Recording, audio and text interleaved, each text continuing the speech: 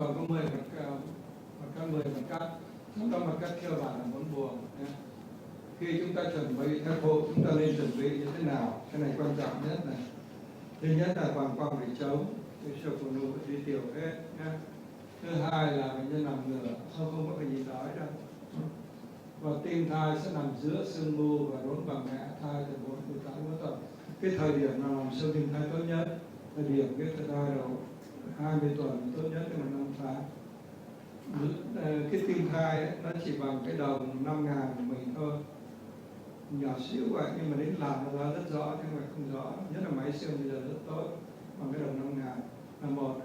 Thứ hai là nếu chúng ta làm tim thai là 7 tháng tuổi thì nó có nhược điểm gì? Là cột sống nó vôi quá nhiều, nó có bóng lưng nó làm cho quá. Chúng ta làm 16 tuần cũng được, nhưng mà cái thai nó nhỏ quá, nó khó.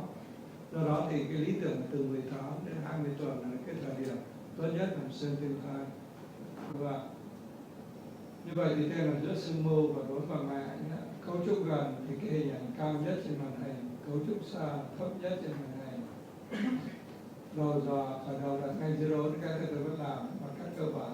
Đầu tiên là 4 vùng từ mỏ. Thì đây là mấy cái bằng cách cơ bản của siêu tim thai nhất, từ đây gắn vào lần trước. Tất phải. Rồi, anh chị thấy cái đồng chiều, đây là tĩnh mạch phổi nó đầu bên trái ở đây, đây là cột sống của bà mẹ. Đây cái cột sống đây là xương ức cái nhỏ, anh chị nối đường này, anh chị nối đường này góc là 45 độ về phía trái, tức là bị siêu tim thai nó tương đối bình thường. Rồi cái mặt cắt đầu tiên, chúng ta cắt ngang đây, thì chúng ta được hình này đây, chúng ta được cái 4 vùng từ mỏ. 4 vùng từ mỏ gồm có 4 vùng tên, 2 vùng nhĩ kích thước gần bằng nhau, nhĩ trái gần cột sống của thai, chúng ta biết cái đó là nhĩ trái. 2 vùng thất và đầu dày với thất gần bằng nhau. Cái tim người lớn thì cái thất trái nó lớn, đối với tim thai như đấy mình đã nói về cái phần đầu, cái huyết hạo đó, cái thất phải và tim thai nó lại chứa máu nhiều hơn thất trái. Rồi đây kích thước hai thất gần thất phải hơn là thất trái, tim thai tiến triển. Thất phải nó sẽ gần thành ngược hơn thất trái và có giải điều và cơ bản anh chị biết rồi nhé, không? Một xương tim mình biết rồi.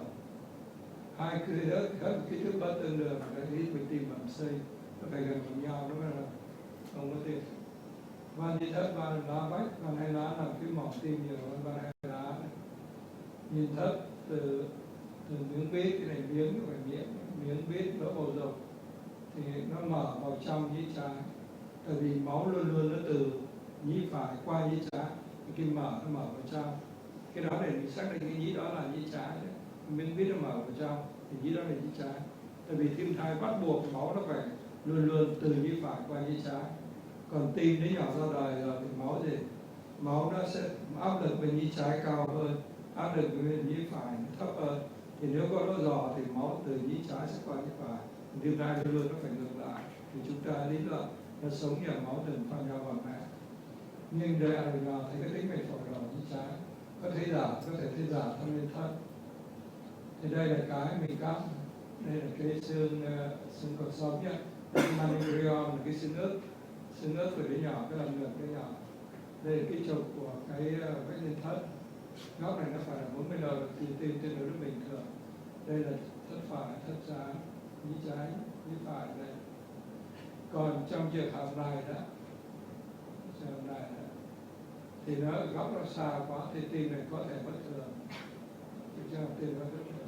Và luôn luôn cái chỉ đo chiêu vi của tim, sói chiêu vi động lực, luôn luôn chúng ta phải lên dưới 1/3 tốt. Đây là mặt cắt 4 vùng tim bình thường. Các anh chị thấy cái miếng nó gọi là foramen flex không? Nó đổ cái nhĩ này chắc chắn là nhĩ trái, còn cái nhĩ này là nhĩ phải đây. Đây tĩnh mạch phổi, chúng ta thấy tĩnh mạch phổi đỏ và nhĩ trái đây, tĩnh mạch phổi đỏ. Nhĩ này chúng ta biết là không có nối liền, bất thường tĩnh mạch phổi toàn phần. Rồi cái nếu tôi xoay thế này, nhĩ phải, thất phải là thất nó về phía trước nhiều hơn, thất trái phía sau nhiều hơn, về phía thành trước lồng ngực nhiều hơn, và thành sát ra cột sống nhiều hơn. Rồi mặt bắt 4 vùng tim bình thường, chúng ta thấy thất phải, thất trái, đây nhĩ phải, nhĩ trái đây, cái đốt sống ở đây. và cái chúng ta ấn cái nước nút và up and down. Các anh chị có thể, các anh chị biết trên máy siêu có nút up and down không? Up là lên down, xong cái chị ấn cái nút đó, cái hình nó có thể ngược lại nhé, ngược lại. Cái này người ta ấn ngược lại thì chúng ta thấy cái thất này này, cái giống như là sơn thực quả, cái thế thất phải, thất trái, thất phải, van ngang nhĩ thất hai bên, vách lên nhĩ ở đây. Còn cái mũi tên người ta chỉ cái xoang vành với nhau. Xoang vành là cái tĩnh mạch chung của cơ tim, nó dẫn máu toàn bộ máu từ động mạch vành qua mao mạch, rồi sau đó có xoang vành đổ vào buồng nhĩ phải. Đây như xoang vành. Rồi bây giờ vận tốc phổ dòng máu qua van hai van ba lá tim thai bình thường. Anh chị nhớ vận tốc đổ dòng máu qua van tim ở người lớn và trẻ em. Bình thường mình nhớ công thức số 1 chứ gì? 1 mét giây, số 1 mét giây chúng ta dễ nhớ. Còn tim thai nó còn lửa đấy. Van hai lá đây, tức là 0,47 mét giây. Van ba lá đang 0,51 mét giây, tức mình tính như gần nửa. Trong trường tim thai thì vận tốc của ba lá nó lại cao. Anh chị nhớ rồi, van thất phải nó chứa đến 300 lý máu, cái thất trái nó không 150 ạ. Thành ra lượng máu nhiều thì vận tốc của máu là nó sẽ cao. Đây là đo trung bình vận tốc tối đa. Cái gì chỉ cần nhớ bằng nửa là được. Đây là phổi của dòng van ba lá với hai lá qua xuyên tim thai. Đây phổi van ba lá. Các chị thấy nó khoảng 0,5. Đây mình thoát ra đây. Các chị đo xuyên tim thai van ba lá. Và phổi hai lá nó thấp hơn một chút. Và cái mặt cắt đầu tiên luôn luôn là mặt cắt 4 buồng từ mỏ. Mặt cắt thứ hai là mặt cắt 4 buồng dưới sườn. Xâm tim thai chỉ cần hai mặt cắt này chúng ta giải quyết được đến 90% trường hợp cái bệnh lý của tim thai là mặt cắt 4 buồng dưới sườn đó, thì nó cho phép chúng ta nhìn cái thất phải bên trên, thất trái bên dưới, nhĩ phải, nhĩ trái. Cái miếng flex luôn nó bảo phía nhĩ trái đây, và đây là tĩnh mạch phổi, đây là động mạch chủ. Mặt cắt 4 buồng dưới sườn cắt ngang từ dưới từ thằng trước được, hơi nghiêng được rồi, cái đầu nó tả như này thôi nên chứ còn nguyên tắc là gì? Các anh chị lúc mới tập làm phải nghiêng tứ phương hết, cũng như mình vái tứ phương. Thì tôi thấy 4 buồng, tôi nghiêng nhẹ thì tôi đọc lý thuyết vậy, thì tôi nghiêng nhẹ vậy. Tôi thấy bắt đầu nó dài dài, nó thẳng, nó ngang ra là từ từ là được nhé. Chứ nó cuộc đời nó không phải dễ dàng như sách tả đâu. Nó thành ra có hôm nào đẹp trời đó, mình ăn uống đầy đủ, nó khỏe mạnh, uống cà phê nó tỉnh táo, mình làm nó dễ hơn thì làm nó được ngay, không cắt hoạch ra. Mà nguyên tắc là cắt hoài nó ra thì tôi hẹn lại không khác làm, không làm mình minh mẫn. Ví dụ thường ngày xưa tôi làm cứ buổi sáng 12 giờ trưa làm cái chỗ cao siêu tim, ví dụ 11 giờ trưa nó vô cao cao siêu tim thai là mình sợ, mình mất vía rồi, thì nó tốn thời gian đó, thì nó mới làm nếu không được. Cũng như là bệnh tim học sinh phức tạp đó, 11 giờ rưỡi trưa nó con bé y tá nó đưa ca đứa nhỏ tím gắt, tim học sinh tím phức tạp, thì lúc đó mình làm nó mới chắc người ta. Thì nguyên tắc là để mình hẹn lại, hôm sau hẹn 7 giờ sáng đấy. Nhưng mà không bao giờ mình thú nhận bệnh nhân làm không được nha. Con sẽ nói nào con, đều làm không được, con nói nào. Thế tôi làm không được hay sao? Bà ấy đâu thèm tin mình nữa, sao bà đâu cho mình làm nữa. Bác ơi, mình làm bộ nói dối, tôi thấy cháu nó hơi mệt rồi. Không, ví dụ thì nói đến nhỏ tim một sinh lý, tôi thấy tôi làm lâu cháu hơi mệt rồi, thôi cho về, sáng mai làm sớm. Và cái câu thứ hai phải nói là cháu phải đóng tiền hết, vô đã nghỉ nhớ vô sớm, vô cái mình kêu nó làm ngay. Buổi sáng mình vẫn phải có mình làm nó xong. Còn đến khi mệt các em mình cố gắng quá, thì nó làm không được rồi, đứa nhỏ nó khóc và la nữa, cái đó bác sĩ có lỗi. Nó khóc tại mình nó phải thể đó. Mình làm sự sầu dò, mình ấn đau quá trời có đất nó không khóc cũng ổn. Mấy em nó làm chưa bao giờ, em làm chưa? Mình xem chưa? Trời, tôi ở đây đi Pháp, tôi làm cho cô bạn, cô tập làm có nào. Mấy đứa tập làm nó hành hạ mình, nó làm mình về đau hết ngược cái một ngày đấy em. Thành ra khi mà em làm xương người bệnh mà đau đớn, mình nghĩ là lỗi tại mình, chắc mình nhấn mạnh quá, mình hung hãn quá thôi. Thì mình phải nói là chắc tại tôi mạnh quá, thế đầu bác cứ nói nha, đợt nhẹ là tự nói là tôi muốn làm cho nó rõ. Chứ đừng bao giờ la như vậy. Với xương thiên thai cũng vậy, nếu làm không được, một khác là thành người phụ nữ thì cũng mệt đó. Rồi chúng ta cắt 4 vùng dưới sườn, hiệu quả là xác định so sánh hai nhĩ hệ thất, nó là một. Cái này là cái mặt cắt này thì chúng ta có thể chẩn đoán được nhịp nhanh kịch phát trên thất hoặc nhịp nhanh thất ở xương trên thai. Chúng ta cắt ngang cái tim nó đường TM đó, chúng ta chẩn đoán. Ví dụ bây giờ tôi có một đứa nhỏ, cái bà nó bảo cứ hư thai hoài, bác sĩ sản khoa rồi đến thấy tràn dịch nhiều quá, tràn dịch cả màng tim nữa. Tôi làm xương trên thai thì rõ ràng là tràn dịch màng tim, tràn dịch màng phổi đứa nhỏ, tràn dịch đa màng. Bây giờ câu hỏi đặt ra trong đầu tôi là tại sao đứa nhỏ nó bị suy tim? Chúng ta chẩn đoán siêu suy tim xương trên thai là tràn dịch đa màng. Tại sao đứa nhỏ? Thì một trong nguyên nhân thường gặp nữa là nhịp nhanh kịch phát trên thất của đứa nhỏ, hoặc là nhịp nhanh thất đưa suy tim. Thì ví dụ như tôi làm cái cắt TM ngang đây, TM mốt ngang đây, tôi chẩn đoán là nhịp nhanh kịch phát trên thất. Tôi cho bà mẹ uống thuốc chữa nhịp nhanh thất, đứa nhỏ có thể 3 tháng sau hết suy tim luôn, 2 tháng sau hết suy tim. Tại vì mình làm cái thuốc, tìm cái thuốc nào nó qua nhau thai được đó, nó làm triệt cái cơn nhịp nhanh trên thất. Giờ bên Tây người ta dùng Nadolol, làm tích trận người ta nó qua được, nó làm triệt cái nhịp nhanh trên thất. Thì như vậy thì đứa nhỏ chữa được hết suy tim, đứa nhỏ nó ra đời mới được. Nó suy tim hoài nó ra đời nó sẽ chết. Như vậy với xương trên thai chúng ta có chẩn đoán được loạn nhịp ở trên thai, và chúng ta chẩn đoán được suy tim ở trên thai nữa. Vách lên thất là dày dưới 5 mm suốt kỳ thai cuối tâm trường. Rồi nói 21 chúng ta có kích thước nhĩ là bị loạn nhịp, nên chúng ta chỉ loạn nhịp này. Khảo sát dòng chảy có lớp 1 rồi, khảo sát tinh mạch phổi. Đây là cái mặt cắt 4 buồng dưới sườn. Cái chỉ cắt đây thì cái chỉ đo, cái chỉ thấy được đây là cái vách sau thất trái ở đây, vách lên thất, vách cái này thất phải, thất trái ở đây. Thì ví dụ như bây giờ các chị cắt xéo ở đây, cái chị chẩn đoán được ngay thì bên nhân thất thì được. Ví dụ các chị thấy tần số nhĩ nhiều quá, tần số thất ít quá, thì biết ngay thì bên nhân thất. Như vậy các chị chỉ cần nhìn những xung động này, cái nó chẩn đoán là nhiều nhân thất, tức là bằng siêu âm tim. Bây giờ có một cái nữa là bây giờ các anh chị gặp một bệnh nhân lâm sàng nha. Cái gì bệnh nhân bị loạn nhịp, đo điện tâm đồ, quay rất rộng, mình không biết cái đó là loạn nhịp thất hay là nhịp trên thất, thì siêu âm tim giải quyết được ngay. Siêu âm tim tôi nói người lớn ở ngoài, các anh chị đi trực cấp cứu đó, các anh chị làm siêu âm tim thì cắt ngang đây. Nếu mà các anh chị thấy cái xung động hiện ra mà thất nhĩ nhiều hơn thất, các chị biết là nhịp nhanh trên thất, các anh chị chữa một cách thoải mái. Còn các anh chị thấy thất không thì cái nhịp thất. Cái đó là cái bí quyết mà trong sách cũng viết, mà cái anh Huyên là anh ấy làm cấp cứu bên Đức nhiều năm, anh bảo tôi chỉ cần xương, tôi chỉ chẩn đoán rõ ngay nhịp nhanh thất, như nhanh trên thất, có rất là thứ hai. Sau đó thì các anh chị xương trên thai nó giúp mình chẩn đoán nhịp nhanh bằng cái xương TM như này. Chúng ta có thể cắt ngang nhĩ phải thất trái này. Đây các anh chị cắt đường cái xéo như này, cắt ngang nhĩ phải, các anh chị có tần số nhĩ, tần số thất, bình thường nó phải bằng nhau. Còn nếu mà nhân nhịp nhanh trên thất thì cái này nhiều hơn. Còn nếu đi lên thất thì cái chỗ nhá, cái cong này sẽ nhiều hơn cái này. Nó thành ra với xương TM chúng ta có thể chẩn đoán loạn nhịp tim, hai cái bổ sung chúng ta nhau. Rồi khảo sát các nơi sông dòng máu qua lỗ bầu ruột, dòng qua lỗ ruột thì gấp đôi tần số tim. Đây là máu bầu ruột, tần số gấp đôi tần số tim của các bạn. Rồi khảo sát nơi sông dòng tĩnh mạch phổi, cái gì là sông tĩnh mạch phổi. Dòng tĩnh mạch phổi thường nó liên tục như này.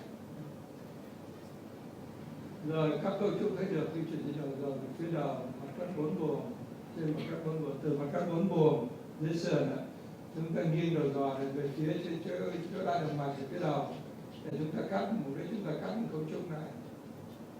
Thì đây là những cái mặt cắt chúng ta cắt, đây là 4 buồng dưới sườn, chúng ta nghiêng đầu giò, chúng ta được thành giống cái này giống mặt cắt cái trục dọc. Chúng ta nghiêng đầu giò, chúng ta thấy mặt cắt chúng ngang hai thất, nghiêng đầu giò này. Nghiêng đầu giò này chúng ta thấy là cái dòng máu nó qua động mạch phổi đây. Thì như vậy các chị thấy từ nghiêng đầu giò khác nhau, chúng ta được cái mặt cắt khác nhau ở trên xương tiêu thai. Đây các cấu trúc của còn các trục dọc động mạch chủ. Chúng ta coi thành trước động mạch chủ đối với lên thất, thành sau động mạch chủ đối với lá trước và hai lá. Khảo sát ở van động mạch chủ cho nó thở van, khảo sát loạn nhịp từ sau đó xung ở khoảng giữa van hai lá và động mạch chủ. Khảo sát dòng đầu vào của thất trái, một dòng chảy ra của thất trái, thì chúng ta tính được cái kiểu loạn nhịp như vậy. Thì đây mặt cắt trục dọc động mạch chủ, cái gì cắt đây trục dọc động mạch chủ đây. Các anh chị nghiêng đầu dò, các anh chị tới đây là thất trái, đây thất phải, thì đương nhiên là cái này là ba âm động mạch phổi.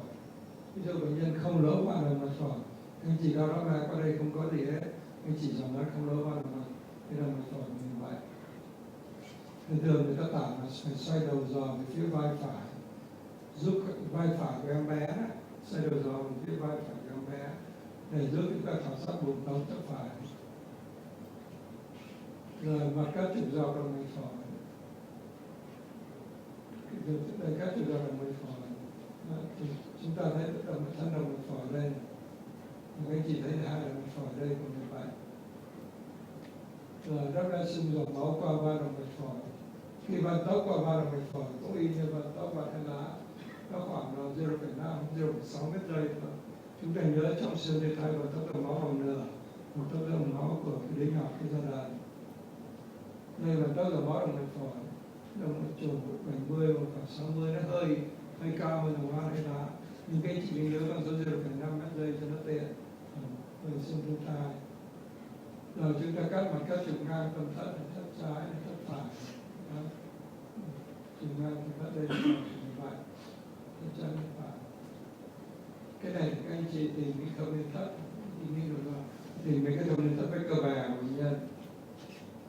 Rồi chúng ta cái mặt cắt này y nhưng mà các cái dưới trục ngang là ba động mạch chủ đó. Các anh chị sẽ cảm giác là ba động mạch chủ, ba lá, ba động mạch phổi, động mạch phải, động mạch trái ở đây. Các anh chị thấy được đây là cái đầu đích sartorius đầu động mạch nối vào động mạch phổi. Trên siêu vi thai luôn luôn chúng ta thấy động mạch nó nối vào. Hiệu quả của các trục ngang các đại động mạch, chúng ta đo kích thước động mạch chủ động mạch phổi, khảo sát vá, tương quan thẳng góc với động mạch chủ và động mạch phổi. Chúng ta nhớ là cái động mạch chủ động mạch phổi nó hơi thẳng góc với nhau. Trong khi cái bệnh hoán vị đại động mạch là sao? Hai cái nó song song, tất phải hai đường ra nó song song. Nó thành ra chúng ta phân biệt với lại thân chương động mạch với hoán vị đại động mạch, tất phải hai đường ra. Đây mà các công động mạch chủ, chúng ta khảo sát có hẹp eo động mạch chủ xuống không? Để các anh chị cắt này, cái này cắt khó nhất. Nếu lúc tôi cắt nó không ra nữa, nhưng mấy em sau này nó cắt giỏi lắm. Các anh chị thấy được cái cung động mạch chủ đây xuống. Từ những mặt cắt này chúng ta mới tìm cái ống động mạch với hẹp eo động mạch chủ như vậy. Nên mặt cắt cung ống là cắt cái ống động mạch đó. Đây là cái cột sống cái nhỏ động mạch chủ. Lúc tới đoạn cái ống động mạch nó nối với động mạch phổi đây. Đây nó nối ở đây. Các chị thấy nó nối dài như này. Thì đây là cái hình thực tế cung ống ở đây. Rồi vận tốc dòng máu qua ống động mạch thì trước 12 tuần thì không đo được. 18 tuần vận tốc dòng máu là 0,44 44 cm giây, tức là 0,4 mét giây. Sau 18 tuần là 0,7 mét giây. Nếu mà bây giờ vận tốc nó trên 1,4 mét giây, có thể có co thắt ống động mạch do bà mẹ ống endometriosis. Thành ra phụ nữ có thai không bao giờ đủ corticosteroid nhá. Em chú uống corticosteroid ống nào vít lại coi chừng nó xảy thai nó chết đấy nhá. Cái này chỉ sợ nhất là bài đau khớp mà bác sĩ sản khoa vô tình cho endometriosis. Mà sau đó các ống động mạch co lại đến nhỏ thai nó tư trong bụng mẹ. Thành ra trong điều đó mà thường lâm sàng là mình đi khám thai, mình thấy tim thai nó đập mau hơn. Lúc đó chúng ta phải làm siêu đo vận tốc dòng máu qua ống động mạch. Nếu trên một cái giây là chúng ta phải hỏi người sao, người mẹ đã uống thuốc gì không. Đây là nó phải đúng lúc này nó là xung chúng ta thấy dòng máu qua ống động mạch ở đây. Rồi mặt cắt trục dọc khảo sát tĩnh mạch chủ trên, tĩnh mạch chủ dưới. Có nối liền bất thường tĩnh mạch phổi không? Thì các anh chỉ thấy tĩnh mạch chủ trên nó nối với cái phải, tĩnh mạch chủ dưới.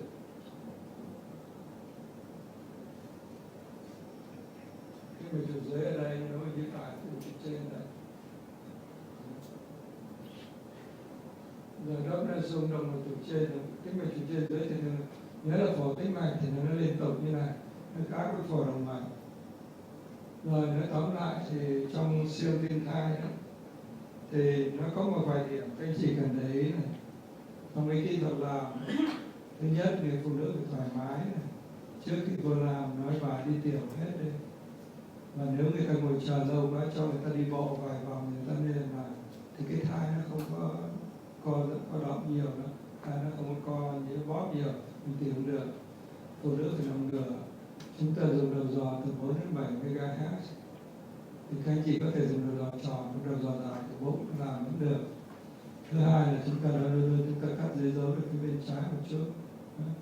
Đó, thì cái tim thai nó sẽ nằm khoảng giữa cái rốn với lại cái xương mô của bà mẹ. Thứ ba là các anh chị mới tập làm thì cố tìm cái cột sống, từ đó chúng ta xác định đâu là tìm chân tim thai. Mặt cắt đầu tiên chân tim thai sẽ là mặt cắt 4 vùng từ mỏ, thì chúng ta định hướng của thai nhi. Nếu mà chúng ta mà làm cái đường tưởng tượng nối giữa cột sống của thai nhi với lại cái xương ức, với lại cái đường tưởng tượng với cái vách lên thất á, nếu góc hoặc là hai đường đó là góc 45 độ ở dưới là tốt, còn nếu nơi trên là xấu, hoặc nó vào phía bên trái, nếu qua phải cũng là xấu. Và sau đó thì chúng ta đo vòng tròn của cái tim thai, soi vòng tròn của cái lần ngực nó nhỏ, nó tim thai nó không lớn khi là nó dưới bằng 1/3, nó là một nửa, tức là biết là tim thai nó lớn. Những cái dấu hiệu nó gợi ý là có bệnh hay không. Thì thường thường tim thai nó có liên quan độ mở da gáy, chúng ta có thể đo độ mở da gáy. Mấy anh chị làm sản khoa luôn siêu âm làm cái độ mở da gáy. Cái độ mở da nhiều thì thường có bệnh tim bẩm sinh, nên gửi cho bên tim mạch để làm từ tim bẩm sinh. Thì độ mở da gáy luôn luôn tìm trước, nhưng cho nó không phải mục tiêu bài này không đưa ra. Rồi khi các anh chị làm 4 buồng từ mỏm rồi đó, ở mặt cắt 4 buồng từ mỏm đó, thì các anh chị xác định, anh chị nhìn ngay là vách lên nhĩ, vách lên thất, nhìn thấy tĩnh mạch chủ trên, nhìn thấy tĩnh mạch phổi đầu vào nhĩ. Rồi sau đó thì các anh chị làm 4 buồng dưới sườn, làm 4 buồng dưới sườn xong các anh chị bắt đầu làm nghiêng đầu giò, các anh chị làm những mặt cắt khác nhau, tổng cộng có 10 mặt cắt. Sau đó có khi mình nhìn thấy cả hai thất tròn, cái nhìn thấy mặt cắt y như một cắt cái trục dọc. Các anh chị phải cắt làm sao để thấy tĩnh mạch phổi đầu ra, động mạch phổi đầu ra từ van động mạch phổi, thì van ba lá, thì van động mạch chủ như thế nào. Sau đó các anh chị cắt theo trục dọc theo cái cột sống, cái động mạch chủ theo dọc cái cột sống đó, thì cho anh chị mới chẩn đoán là động mạch có hay không. Chắc chắn nó có, nhưng mình phải tập làm thì sẽ thấy động mạch. Chỉ là nó bất thường bệnh lý của bệnh sợi, rất là bệnh eo động mạch chủ trong thai nhi, nó có thể làm đến cả hơ tai và chết sớm. Sau đó các anh chị cắt nghiêng làm sao cắt được tĩnh mạch từ trên từ dưới, thì đó là toàn bộ những kỹ thuật xâm lấn thai. Đây là cái phương pháp mà làm nó hơi công phu, tại vì rất tùy thuộc vào cái thai nó động đậy, và tim thì thực ra nó không nhỏ đâu, nó bằng đồng xu thì mình làm cái ra nó rõ lắm. Lúc mới đầu làm tôi kiểu nó khó, thực ra không khó. Thì các anh chị làm độ một vài trăm ca thì chắc là tôi nghĩ là bây giờ như Tuyến với Kim Chi với lại mấy em đẹp ở đây nó làm chỉ độ 5 phút là xong cái sân thai. Một đứa tuổi mới tôi làm 1 tiếng nữa. Thì các anh chị có làm 1 tiếng đừng có thất vọng, đừng nói mình không phải là nghề của mình, vẫn là nghề của mình, nhưng vấn đề là mình tập thôi, mình hệ thống hóa theo đó mình làm. Rồi các anh chị có hỏi về bài này.